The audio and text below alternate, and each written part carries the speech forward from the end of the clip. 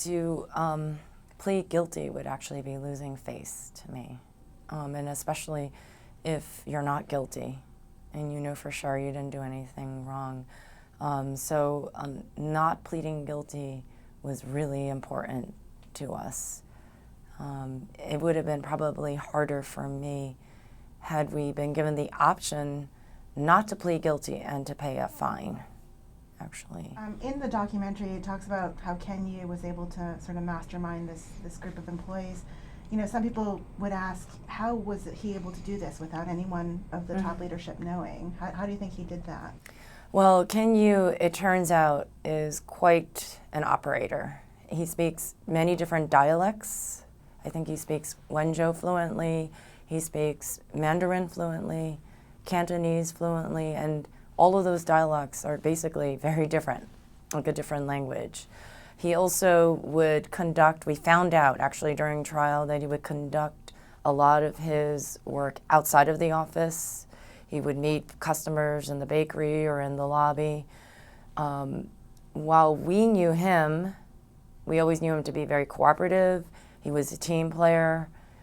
His loans didn't default, and default is usually the #1 red flag for fraud.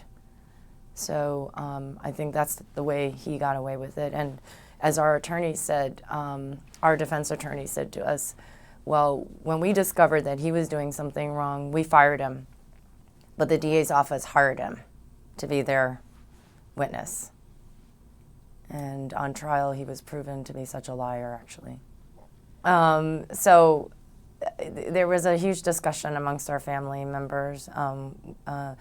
So a lot of us felt uncomfortable because we've never been in front of camera before, feeling shy actually. Also, another reason is that we were about to begin something that was extremely stressful and would take a lot of our time and attention. We needed to focus on the trial. So we were very worried that having cameras following us around and having people ask us questions would be distracting. It would not be helpful during this time period. But I think what we finally decided was that so little people knew about our story, and we felt that it was important that this should be shared. And actually, many people ask us, well, you started without even knowing what the outcome would be. And did that, was that a current concern for you? And actually, the very fact that we weren't sure what the outcome would be, that was actually even more important. In other words, if we had lost, I think the story is even more important to be told. It's actually so funny to see yourself on camera like that. I don't think we realize that we actually do that. It's something you do every day and you don't look at it. So I really didn't realize how much I talk over my sister or how we ignore her, and it was just really interesting. It was eye-opening, to say the least. And at the same time, it was kind of fun to say, see, I told you you'd do that. See, you can see it in the film. My sisters and I would say, yeah, now I know what you mean when you say I do that. So it was really funny, actually.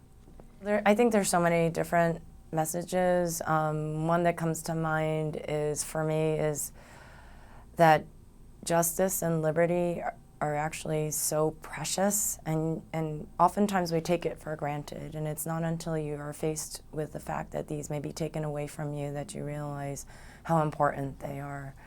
Another thing that's really important that we realize is that we're actually all part of a community, and with that we really should stand up for one another, stand up for each other. So when we see another person facing an injustice, we really need to stand up for that person, not just for ourselves, but for others. So you have to really have courage to be able to stand up and fight for what is right. That's very important. Another thing that my sister Jill would say is, we have an ability to all make a difference. A lot of people ask, well, after we see this, what do we do now, right? What should we do?